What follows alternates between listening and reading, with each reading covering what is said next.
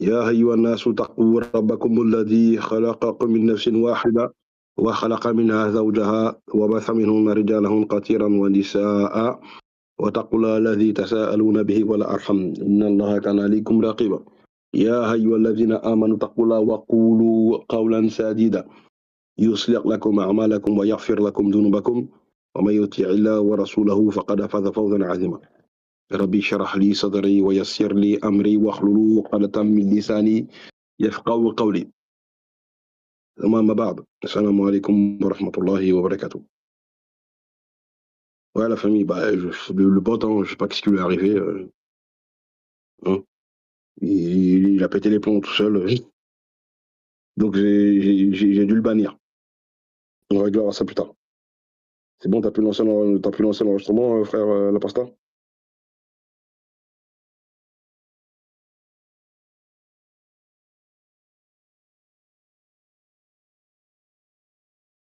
La Pasta, t'es là?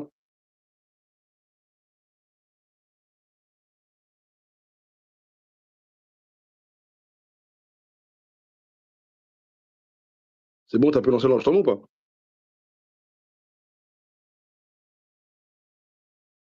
Ok, voilà, Kofi. Ok, la famille. Bon, bah, comme d'habitude, alhamdulillah, Rabbil Alamin, on sort de Tarawih. Alhamdulillah, l'écoute du Coran al-Karim. Il n'y a rien qui nous fait plus plaisir que ça. Donc, comment ça se passe? Bon, pas de souci, on vient de commencer, Maï. Comment vous allez, la famille? Est-ce que tous les voyants sont au vert? Est-ce que vos ennemis sont loin et vos familles, amis sont proches de vous? Est-ce que tout va bien par la grâce d'Allah? Kouchi, bah, ça va, alhamdulillah, Rabbil Alamin. Alhamdulillah, même quand ça va pas, ça va. Qu'on ait le frigo plein, qu'on ait le frigo vide, ça va, alhamdulillah. On va pas se plaindre hein, par rapport hein, à ce qui peut se passer dans le monde, les êtres humains qui sont dans la vraie souffrance. Alhamdulillah. Donc on commence, Inch'Allah, toujours la partie 4 de mon intervention pendant le mois, donc le Ramadan de l'Union, de mois béni. Donc, ce soir, je vais vous proposer le cas du fils, du fils adoptif du prophète Mohammed alayhi salam. Donc, c'est-à-dire Zayd ibn Haritha, donc l'ancien esclave affranchi par le prophète Mohammed alayhi salam. Et lui, il a eu un fils. Est-ce que vous savez qui est-il? Donc le fils de Zayd ibn Haritha. Attention les micros.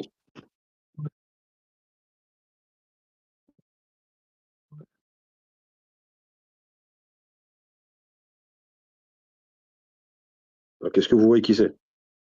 Inch'Allah.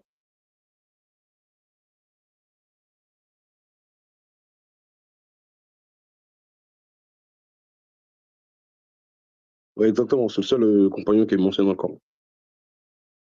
Donc, le fils de Zayd ibn Haritha se nomme Oussama ibn Zayd, rahimahullah. D'accord? Donc, lui aussi, on a des belles fawaïd à tirer de son histoire. Donc le contexte est historique, hein. Nous sommes à la fin de la vie du prophète Mohammed alayhi salam. Et le prophète a préparé une armée pour affronter les Byzantins. Byzance, c'est-à-dire les Romains. D'accord? Et le prophète a nommé comme commandant Oussama ibn Zayd, âgé environ de 18 à 20 ans. Donc son origine, hein. Donc, comme je le dis, son père, Zayd ibn Haritha, donc ancien esclave affranchi. Mère, Ayman, donc femme abyssinienne africaine. D'accord? Et dans la mentalité pré-islamique, comme je vous l'ai bien dit, un ancien esclave statut sociable faible, non arabe, égale que c'est quelqu'un d'inférieur aux gens de la société arabe de l'époque. Donc en plus jeune, pour le contexte dans lequel le prophète alayhi salam l'a mis pour diriger l'armée, jeune n'est pas légitime de diriger des anciens, donc c'était un problème. Vous comprenez? Jeune, modeste, ascendance non arabe, il y avait plusieurs problèmes et c'était les gens à l'époque ils ont câblé. Et comment ça, c'est lui qui va nous diriger? Donc la réaction de certains compagnons, certains ont murmuré, comment un jeune comme lui peut-il diriger des plus âgés? Vous voyez, imaginez un peu le choc thermique dans leur esprit. Et dans cette armée, en plus, il y avait Abu Bakr Siddiq, radiallahu anhu, Omar ibn al-Khattab, radiallahu anhu, d'accord? Et d'autres compagnons illustres. Donc ce n'était pas du racisme pur, parce que eux, ils faisaient partie de l'élite pour les Sahaba, par rapport aux Sahaba du prophète Mohammed, mais il leur restait des réflexes tribaux. D'accord? Certains mœurs. C'est pas un plus jeune qui va venir nous diriger. Et même ça, il n'y a pas que les Arabes qui sont touchés par ça, même à notre époque. Quelqu'un qui est plus jeune, et bon, des fois, ça caresse des dents si c'est lui qui va prendre les rênes pour diriger certaines choses. Dans toutes les sociétés sont touchées par ça.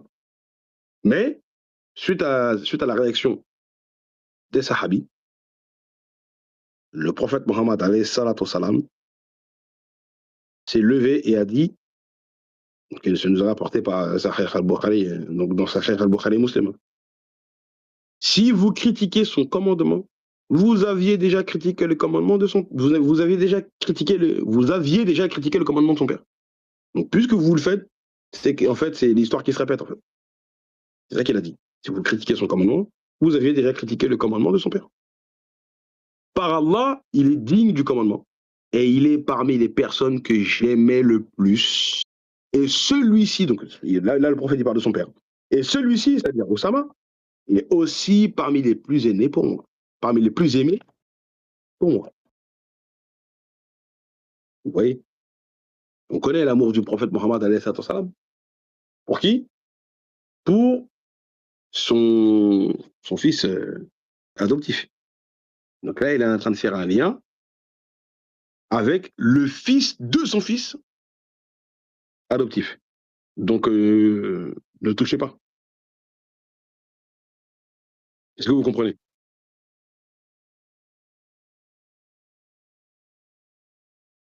Vous imaginez un peu le contexte.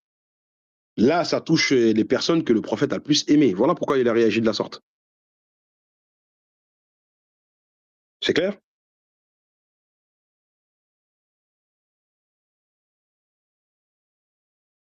Est-ce que vous comprenez?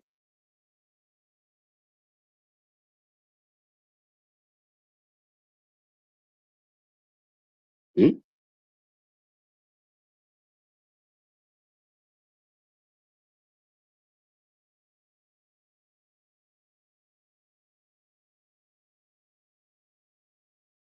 D'accord. C'est le sujet, pour requête, le sujet, c'est mes assises. T'as pas regardé la vignette? Moi, pendant tout le mois de Ramadan, c'est ça. Je traite le cas du racisme, comment le prophète Mohammed alayhi salam l'a détruit de son vivant, pour qu'on puisse tirer des exemples, nous, à notre époque. Mes assises, ça sera toujours les mêmes pendant le mois de Ramadan. Tu as bien vu que chaque frère du collectif a un sujet. Le frère Yamad, par exemple, lui, il fait l'histoire des prophètes. Tu comprends? Donc, mes sujets, c'est toujours les mêmes. Oui, c'est que là, donc, je suis en train de parler du cas du fils de Zaïd ibn Haritha, c'est-à-dire le cas de Oussama ibn Zaïd, le fils du fils adoptif du prophète. D'accord? Donc voilà, là, je suis en train d'expliquer que les gens ont commencé à parler, les sahabis de l'époque, parce que le prophète l'a mis à la tête, le commandement, en fait, c'est lui qui, le prophète lui a donné le commandement pour diriger l'armée qui allait attaquer les Byzantins, quand le prophète il s'apprêtait à attaquer les Byzance. C'est ça le contexte. D'accord. Voilà. Donc, le prophète, il a mis en avant l'amour qu'il avait pour son fils adoptif. Et donc, ils disent donc son fils fait aussi partie des personnes que j'aime le plus. Je vous rappelle que l'amour du prophète Mohammed pour son fils, quand on dit en arabe, c'est Hubu an-Nabihi Muhammad li ibnihi. Oui, d'accord. Attention. Donc ça, c'est l'amour que le prophète, par exemple, euh, l'amour que le prophète Mohammed avait pour son fils. Son fils, je parle de là, je prends l'exemple de son fils qui est décédé, hein, c'est-à-dire de son fils Ibrahim qu'il a eu avec Maria la Copte. D'ailleurs, ça serait le dernier sujet que je traiterai.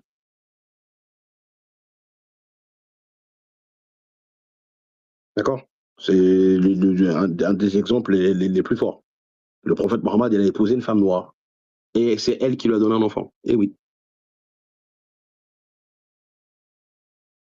D'accord. Donc maintenant, pour le cas de son fils adoptif, le prophète, il met ça en avant. Pour leur montrer, faites attention à ce que vous faites là. Ne touchez pas aux gens que j'aime le plus. OK. Voilà. Donc, pour continuer rapidement, ce passage-là, il est capital. Il y a trois choses qu'il faut retenir. Il rappelle, donc le prophète a rappelé que Zaïd, ancien esclave, était déjà commandant. Donc déjà, il avait déjà montré, il lui avait déjà donné un haut rang. Il affirme clairement leur mérite, donc au père et au fils. Il détruit le critère du sang et de l'origine tribale, etc. Vous comprenez? Alors imaginez l'impact que ça a après la mort du prophète, parce que le prophète, il meurt peu après ça. Hein. D'accord. Eh oui. Donc Mohammed, c'est le seul prophète, encore une fois, depuis que le monde est monde, qui a clairement détruit ce genre de barrières ethniques, raciales, sociales, hiérarchiques, etc. Vous comprenez? Donc certaines personnes proposent d'annuler l'expédition même. Hein. Abou Bakr, c'est-à-dire refuse catégoriquement. Il maintient Oussama comme commandant. Pourquoi? Parce que c'était une décision prophétique. D'accord. Le prophète, il maintient. C'était une décision prophétique. Donc même le premier calife a refusé de céder à la pression tribale. Hein.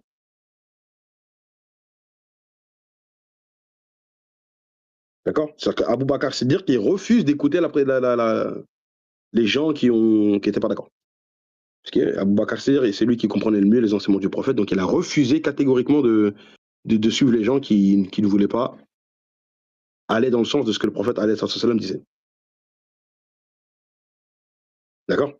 Par rapport à cette décision de donner le commandement à Oussama. Donc regardez la révolution islamique. Dans une société où le sang faisait l'homme, Mohammed sallallahu alayhi wa sallam place un fils d'esclave noir au-dessus des nobles Quraysh. Donc l'islam ne combat pas seulement le racisme par des paroles, mais il l'a détruit. Il y a quelqu'un qui a laissé son micro allumé là. Faites attention à vos micros. Il l'a détruit par des décisions politiques concrètes. Et oui, l'égalité des origines. Donc toujours, je vous ai toujours dit, on prend sourate 49, verset 13. C'est ça la base de ce que j'aime bien citer comme verset. Si tu peux mettre le verset la racine par le Kofik. Voilà, Brakofik. Donc, ô hommes, nous vous avons créé d'un mâle et d'une femelle, et nous avons fait de vous des nations et des tribus, pour que vous vous entreconnaissiez. Le plus noble d'entre vous auprès d'Allah, eh oui, c'est ça, et le plus pieux, Allah est certes omniscient et grand connaisseur. D'accord? Donc, encore une fois, c'est clair. Donc, c'est encore une fois, c'est cet acte que le prophète a fait, une symbolique très puissante. Mais malheureusement, aujourd'hui, à notre époque, on continue à vivre, ouais, non, lui, par exemple, nous, souvent, ce qu'on a dit, par exemple, comment se fait-il que chez les catholiques, comment se fait-il qu'on n'a jamais vu un pape noir? Pourquoi? Hmm. Vous avez jamais posé cette question? Les papes là qui sont élus, là, quand il y a la fumée blanche qui sort là, on ne sait pas comment ils font là, depuis c'est caché. Pourquoi il n'y a jamais eu un pape noir?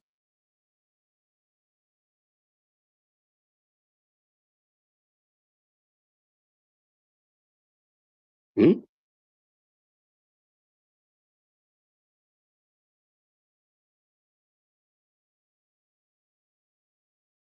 Eh oui, c'est bizarre ça, c'est pas normal, hein.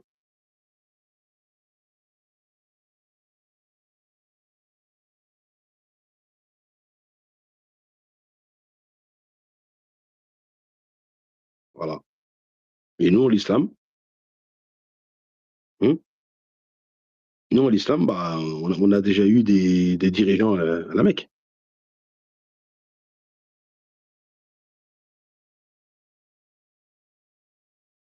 Voilà. Et pourtant, ce sont eux qui sont, selon eux, ceux qui ont la religion de la vérité, hein. Et pourtant, on verra jamais un pape noir. Pourquoi? Failli, il n'y a pas. Des fois, tu peux trouver un prêtre, oui, prêtre noir, etc. Un abbé, un des évêques, des choses comme ça. Mais pourquoi pas le pape? Oui, alors, même si c'est d'origine occidentale. On est censé tous, selon eux, on est tous au même pied d'égalité. Pourquoi? Voilà.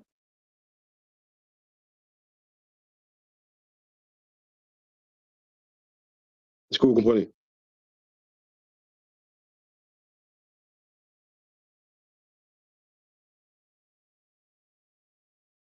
Vous voyez, donc, nous, dans l'islam, on a des choses concrètes.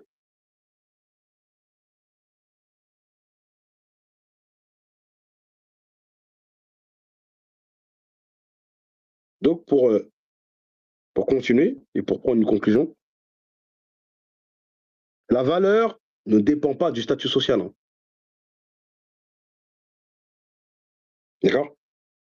Allah, lui, il parle de ceux qui ont le savoir, la taqwa. On prend surat Az-Zumar, surat 39, verset 9. Allah, il dit quoi?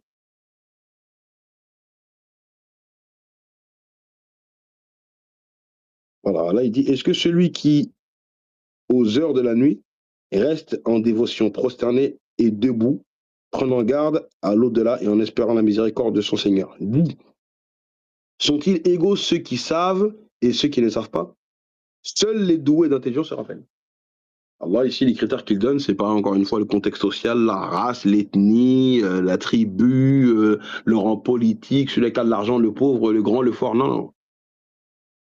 Il parle de celui qui reste, donc dans les nuits, en dévotion, de prosterner devant Allah et debout, prenant garde à l'au-delà et espérant la miséricorde de son Seigneur. Et après, Allah, il dit, est-ce qu'ils sont égaux ceux qui savent ou qui ne savent pas? C'est-à-dire le savoir, celui qui sait, pas la couleur de peau, pas le rang social. D'accord? Et Allah il dit seuls les doués d'intelligence s'en rappellent. Pas les Arabes s'en rappellent, pas les Noirs s'en rappellent, pas les. Non, non, non, non, non. Il n'y a pas ça. Est-ce que vous comprenez? L'élévation vient d'Allah subhanahu wa ta'ala. Pas des critères instaurés par les Quraysh de l'époque. Pas du sang, pas de la couleur, etc. D'accord? La préférence des anciens notables a été clairement rejetée, hein. Prends-moi surat Al-Ahzab, surat 33, verset 36. Parce qu'Allah, il a donné les critères, comme on le voit dans Surat 49, que j'ai donné. Ici, Allah dit quoi? Il n'appartient pas à un croyant ou à une croyante, une fois qu'Allah et son messager ont décidé d'une chose, d'avoir encore le choix dans leur façon d'agir. Et quiconque désobéit à Allah et son messager s'est égaré, certes, d'un égarement évident. C'est-à-dire qu'ici, je vous rappelle le contexte, que pourquoi ce verset a été révélé, c'est quand Zaynab radiallahu anha, avait refusé de se marier avec, justement, avec le père d'Oussama. Donc, quand elle a entendu ce verset, elle a accepté. Ce qui montre que sa foi a été au-dessus de ses principes ethniques. Elle s'est soumise quand elle a entendu ça. Elle a compris que c'était un mariage, encore une fois, prophétique. D'accord? Voilà, c'est tout. Donc même ce verset-là, il est même lié au personnage dont je suis en train de vous parler ce soir, comment le prophète alayhi sallam l'a élevé. Et comme on le disait tout à l'heure, c'est dans la même sourate, hein, là où il y a le nom de Zaïd qui est cité. Donc c'est dans la même sourate 33, mais c'est au verset 37. C'est Allah, il a élevé lui, ce compagnon-là, Allah l'a élevé en rang, donc automatiquement son, son, son statut est aussi élevé par le prophète alayhi sallam. Voilà. Donc c'est pour ça qu'Allah, quand il parle au prophète, il dit, quand tu disais à celui qu'Allah avait comblé de bienfaits, tout comme toi-même l'avais comblé, garde pour toi ton épouse et crains Allah. Et tu cachais en ton âme ce que Allah allait rendre public. Tu craignais les gens, alors que c'est Allah qui devait être plus digne de ta crainte. Puis quand Zaïd, il y a son nom dans le Coran, et c'est le seul compagnon qui est cité, eut cessé toute relation avec elle, et je vous rappelle que c'est un noir, hein. Plus quand Zaïd eut cessé toute relation avec elle, nous te la fîmes épouser afin qu'il n'ait aucun empêchement pour les croyants d'épouser les femmes de leurs fils adoptifs. Quand ceux-ci cessent toute relation avec elle, le commandement d'Allah doit être exécuté. Voilà. Donc, c'est pour ça que des fois, quand on parle avec des gens qui ont des idées racistes, hein, comme les Kémites par exemple, avec qui on a déjà débattu, on va dire en privé, eux ils mettent en avant la race noire. Et un jour, il y en avait un qui me disait, ouais, le Coran n'a pas mis ça en avant les Noirs. Mais quand tu rentres, et je lui dis, ok, dans le Coran, est-ce qu'il y a le nom d'un Noir? Non, dans le Coran, il n'y a pas le nom d'un Noir. Ah bon? Je vais te montrer une sourate dans le Coran qui porte le nom d'un Noir. Je vous pose la question. La sourate 31, là, c'est le nom de qui? Sourate 31, c'est le nom de qui?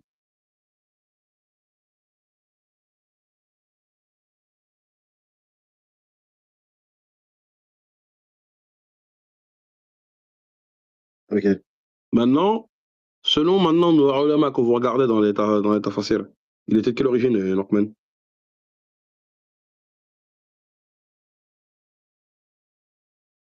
Hmm? De quelle origine était Lokman?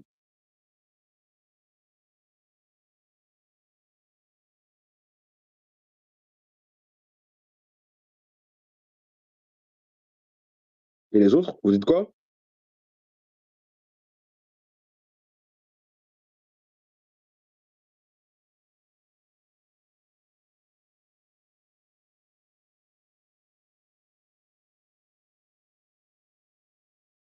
Vous êtes beaucoup, hein, vous êtes beaucoup, mais vous n'êtes pas beaucoup à parler. En fait, oui, il y en a certains qui disent qu'il était égyptien, mais ce qui ressort, c'était surtout qu'il était africain noir, un noir d'Afrique. De toute façon, si c'est un Éthiopien, forcément, voilà, Éthiopien, enfin, Éthiopien, pardon. Et j'ai dit égyptien, excusez-moi. Éthiopien ou égyptien, quoi qu'il arrive, les Éthiopiens, en plus, les Éthiopiens, ils ont la peau foncée, hein. Pas l'oublier, hein, comme Bilal radiallahu anhu. Mais c'était un Africain noir. Donc je dis déjà, donc à cette personne-là, déjà dans le Coran, il y a une sourate qui porte le nom d'un noir. Est-ce que tu savais ça? Viens pas critiquer le Coran si le Coran, tu le maîtrises pas. Le Coran, c'est un livre de science qui existe depuis 14 siècles. Toi, tu viens d'arriver, tu viens parler, tu connais pas le Coran? Ça, c'est un. Sourate 33-37, comme je viens de le citer, il y a le nom d'un compagnon du prophète Mohammed et son fils adoptif. C'est le nom d'un noir. Il n'y a pas le nom d'Abu Bakr Siddiq, Omar ibn al-Khattab, Atman ibn Affan, etc., etc. Non, non, non. Le nom d'un noir. Donc, dans le Coran, je te donne deux noirs dans le Coran. Et toi, tu viens dire que l'islam n'a pas mis les noirs en avant? Et là, extinction des feux. C'est plus quoi dire. Voilà. Et vous savez, les gens, vous savez très bien que quand ils perdent un débat face à un musulman, bah, soit orgueil, soit, bon, ce qui est rare, c'est qu'il bon, il va accepter. Mais bon, d'accord? Donc tu me dis quoi? Donc bon, voilà, en tout cas pour terminer rapidement, comme je disais, seul Zaïd est cité dans le Coran. Après je lis ce que vous avez écrit. Donc ancien esclave, donc son père était ancien esclave. Son fils, donc le prophète Mohammed l'a élevé par son mariage. Lui aussi il a été commandant, d'accord? Donc son père et son fils aussi pareil. Le prophète Mohammed alayhi salam lui a donné aussi le commandement. Tout ça c'est pas pour rien, hein. C'est pour montrer que voilà, il a une place, et il peut même avoir une place, même une responsabilité supérieure à vous. Donc c'est pas, encore une fois, la couleur de peau la couleur de peau, le rang social, politique, ou ce que vous voulez, ou la lignée, ou la tribu. Non, non, non, non, c'est pas ça. Donc c'était une révolution complète des critères tribaux, d'accord? Et pour terminer, le Coran a posé le principe, le prophète l'a appliqué. Donc Allah, il pose le principe dans Surat 49-13, et le prophète l'a appliqué. D'accord? Et Oussama ibn Zaïd en est la preuve vivante. Voilà. Je l'ai terminé. Je vous remercie de m'avoir écouté. Donc, si, Inch'Allah, il y a des questions par rapport au même sujet toujours, je vous écoute, la famille. Jazakallah khair.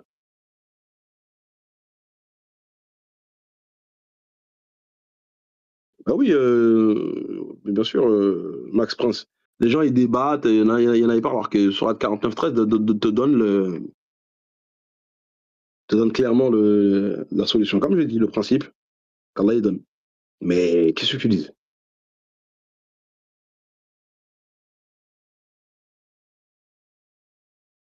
Oui, la reine de Saba, bien sûr, la reine de Saba, l'épouse de Suleiman alayhi salam, bien sûr, bien sûr. C'était des exemples, hein, tu vois. Qu'est-ce que tu dis? Mais les gens, subhanallah.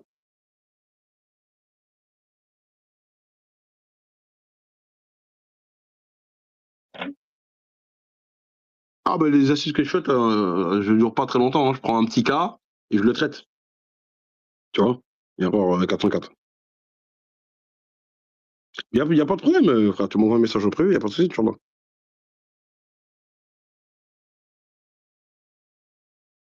Est-ce que vous avez des questions?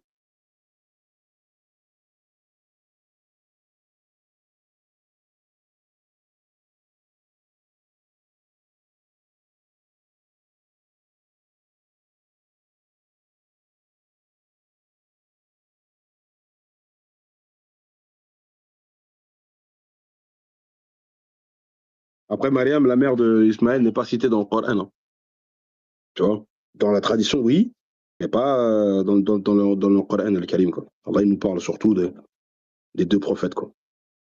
Ibrahim et Ismaël, alayhi salam.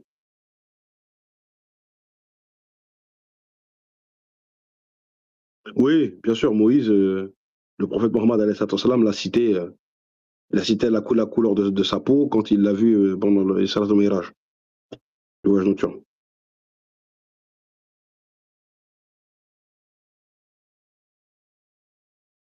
Pourquoi c'est pas assez mis en avant? Bah, pourquoi c'est pas mis en avant ces détails-là? C'est parce que il peut y avoir plusieurs raisons à ça. C'est pas évident. Soit les gens n'y pensent pas, je préfère mettre le bon soupçon, et soit les gens n'y pensent pas, ou soit il y en a, malheureusement, ça peut être aussi délibérément, et certains peuvent ne pas le citer délibérément, d'autres, ils y pensent pas. Euh, et puis d'autres aussi, parce qu'en fait, pour en parler, il faut être conscient vraiment, il faut vraiment vivre ce problème-là, ce problème de racisme. Et donc quelqu'un qui ne le vit pas, c'est comme en sortant de Tarawih tout à l'heure, il y a un frère que j'ai, il y a deux frères que j'ai croisés, deux amis, et on était en train de parler de ce qui se passe en France, notamment de certains problèmes, et il me raconte une conversation qu'il y a eu avec une Française, et elle était en train de parler avec une autre personne au travail, et elle lui dit, littéralement, elle lui dit, oh, mais le racisme en France, le racisme anti-noir n'existe plus, hein, c'est fini, hein. Il n'y a plus de racistes en France des noirs. Subhanallah.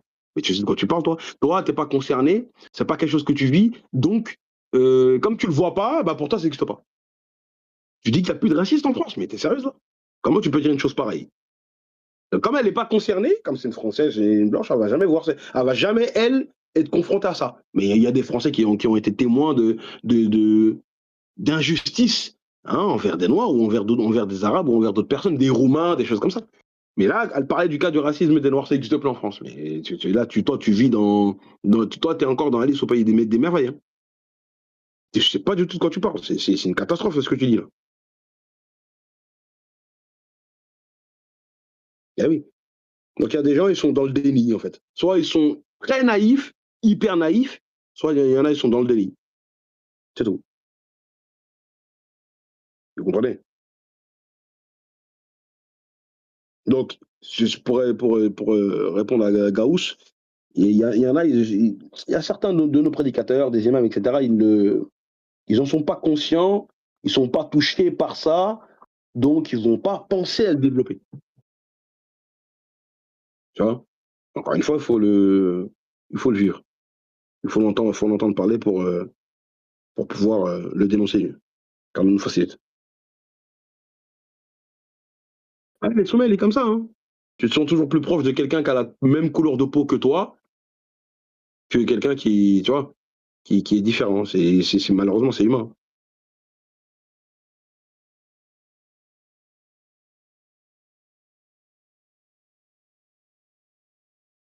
Bien sûr, non, mais du racisme, il y en a partout. C'est humain, ça.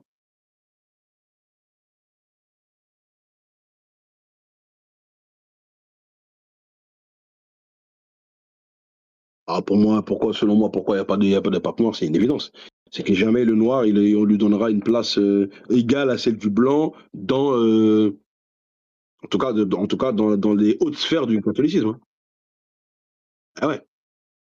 Étant donné qu'on sait très bien comment le Vatican, malheureusement, il a cautionné l'esclavage en Afrique, comment veux-tu qu'aujourd'hui ce soit totalement, tu vois, même si tu me dis en plus le fait de, même comment dire, que le catholicisme c'est en Occident et faites attention les micros, et que le catholicisme, la base mère du catholicisme c'est où? C'est au Vatican.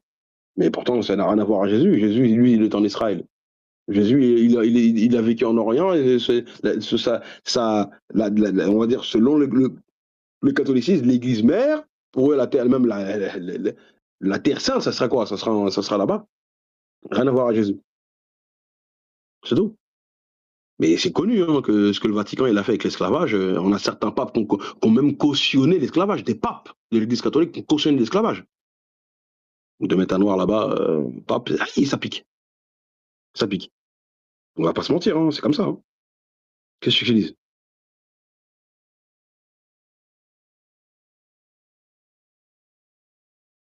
Dans la Sunna, le prophète il ne parle pas de prophète asiatique à ma connaissance, mais Allah dans le Coran, tu prends Surat 16, verset 36, Amir, Allah il te dit qu'il a envoyé des prophètes dans chaque nation.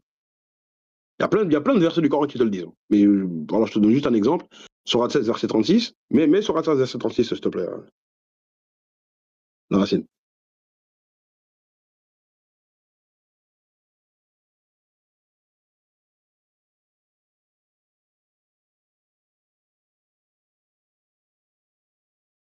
Voilà.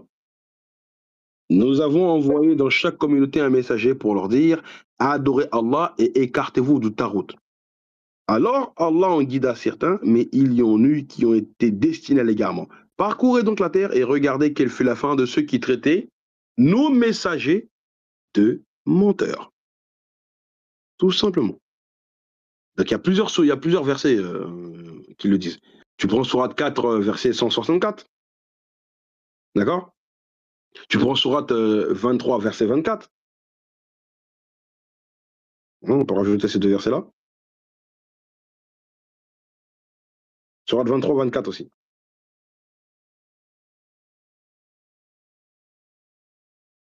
Donc ici, tu as un élément dans Sourate 4, 64. Et il y a des messagers dont nous t'avons raconté l'histoire précédemment et des messagers dont nous ne t'avons pas raconté l'histoire et Allah a parlé à Moïse de vivant. Donc il y a des prophètes qu'on ne connaît pas. Alors il ne va pas raconter l'histoire de tous les 124 1000 prophètes et les 313 messagers, comme nous le dit un hadith. Allah ne va pas tous la raconter dans le Coran. Ça n'a pas de nécessité. Allah nous a parlé des plus grands prophètes. Et Allah, il fait ce qu'il veut, il raconte ce qui est nécessaire pour nous. D'accord?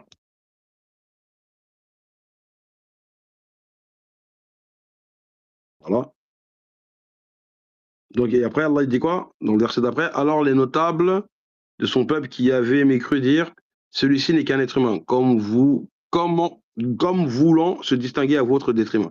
Si Allah avait voulu, ce sont des anges qui l'auraient fait descendre. Jamais nous n'avons entendu cela chez nos ancêtres les plus reculés. Ici, donc donc attends, non, c'est pas ce verset-là que je voulais donner. Excuse-moi. Tac, tac, tac.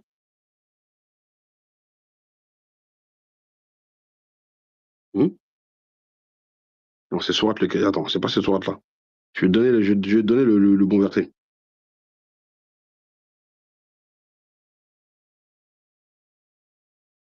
Parce que là, c'était sourate al-Mu'minun. Bouge pas. C'est sourate 35. Mais sourate 35, verset 24.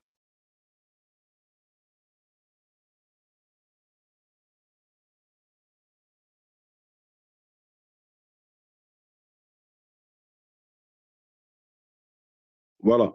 Nous t'avons envoyé avec la vérité en tant qu'annonciateur et avertisseur. Il n'est pas une nation qui n'ait déjà reçu un avertisseur. C'est clair? Il n'est pas un peuple car Allah n'a pas envoyé un prophète. Donc il y a des prophètes qui ont été envoyés partout.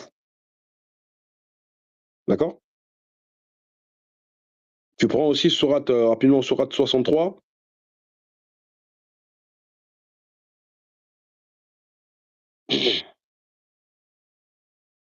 Et non, même pas, même pas. C'est pas sourate 63, c'est la même sourate. Mais prends le verset 63. 35, 63.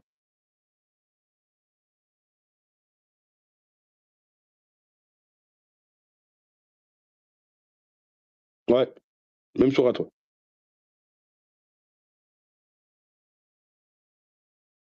Tu prends le verset 63.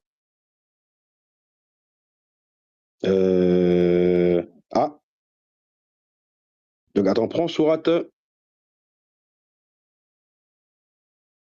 Bouge pas.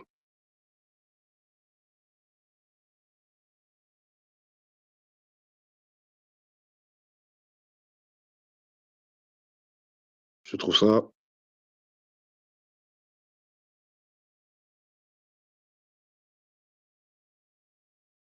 Donc voilà, c'est quand Allah il nous dit que le diable a enjolivé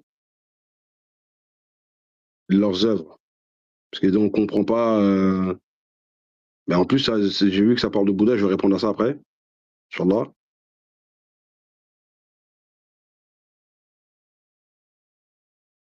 C'est sourate 16, 63.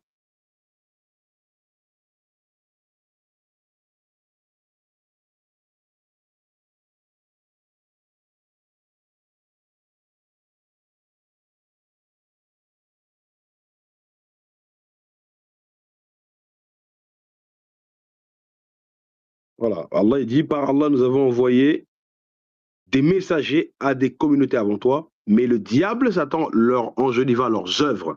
Il est venu falsifier les enseignements des prophètes. Et c'est lui qui est leur allié aujourd'hui dans ce monde. Et ils auront un châtiment douloureux dans l'au-delà. Allah nous préserve. D'accord? Et je peux donner encore un dernier verset. Prends Sourate 23, verset 44.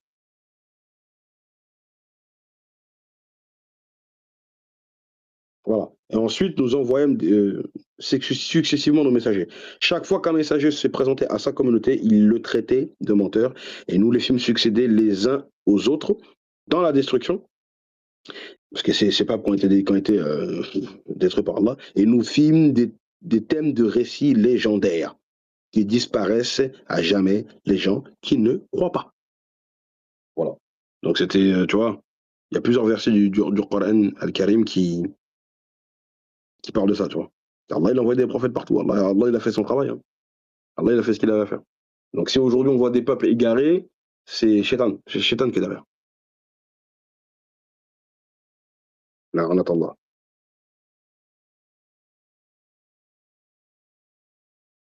par rapport à certains qui disent que Bouddha était prophète et que par le fruit, par la suite, les gens ont dû venir dire ouais, je dois vous faire une assise sur Bouddha. Je dois faire une assise sur Bouddha, comme j'avais fait 2 assises sur Cheikh Ahmadou Bamba, qui est de mon pays, Sénégal, et Jésus-Christ, divinisé malgré eux. Je dois aussi vous faire une assise sur Bouddha. Il a été divinisé malgré lui. Alors maintenant, il faut faire attention, on ne peut pas affirmer que c'était un prophète, parce qu'Allah ne nous en parle pas dans le Coran ni dans la Sunna, mais bizarrement, dans le bouddhisme, il y a des prophéties qui annoncent la venue du prophète Mohammed alayhi salam. Ça, je vous informe. Et oui, dans le bouddhisme, il y a des prophéties qui annoncent la venue du prophète Mohammed alayhi salam. Et oui. Vous savez qu'on est dans l'interreligieux, donc hein, on essaie d'un petit peu se renseigner. Eh oui, il a fait des annonces et des annonces qu'il fait peuvent nous démontrer, après Allah Alem, hein, ils peuvent nous démontrer qu'il a annoncé la venue du prophète Mohammed. S'il a annoncé la venue du prophète Mohammed, c'est que c'est une preuve que c'est un prophète. Mais on ne peut pas l'affirmer. On ne peut pas l'établir, d'accord? Parce qu'Allah n'en a pas parlé. Mais en tout cas, il y a des éléments qui, quand on prend la prophétie du Kalki-Otar, je vous en parlerai, Inch'Allah. D'accord? Après Ramadan. Je ferai une assise dessus, c'est prévu déjà, Inch'Allah. Donc on prend la prophétie du Kalki-Otar, c'est fini. Hein. C'est fini. D'accord? Voilà, famille. Donc on va atterrir. Non, on en parlera, Inch'Allah.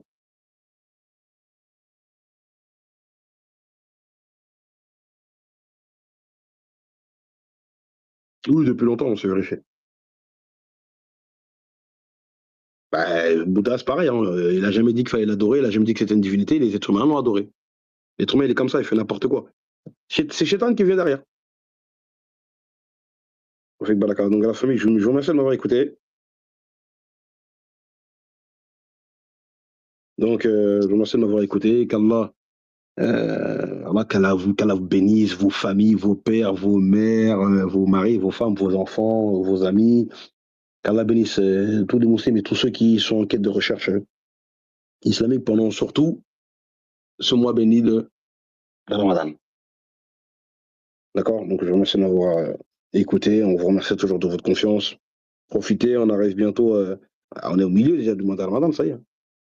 Donc, pendant les 10 jours, profitez, multipliez les lectures du Coran, multipliez vos adorations, d'accord, vos adkar, etc. Dès que vous pouvez, en tout cas, essayez de faire tarawih tous les jours pour ceux qui peuvent. Il faut en profiter parce que vous savez très bien qu'à chaque fois, on est dégoûté dès que le mois de Ramadan se termine. On est triste, on est dégoûté. D'accord, la famille? Donc, qu'Allah vous bénisse et qu'Allah mette vos bonnes actions dans la balance de vos bonnes actions le jour où il n'y aura d'autre ombre que la sienne, par Rahma venant de lui. Donc je vous donne rendez-vous, Inch'Allah, jeudi soir. Jeudi soir, je vous ferai un autre épisode. Encore une fois, comment le saint prophète Mohammed a détruit le racisme. Qu'Allah vous préserve. Ça va, le dos, ça va. Alhamdulillah, Rabbil Alamin. Barakou fikum. Jazakallah khairan. سبحان ربك رب العزة عما يصفون وسلام على المرسلين والحمد لله رب العالمين والأسر إن الإنسان لفي خسر إلا الذين آمنوا وعملوا الصالحات وتوصوا بالحق وتوصوا بالصبر السلام عليكم ورحمة الله وبركاته. نعم.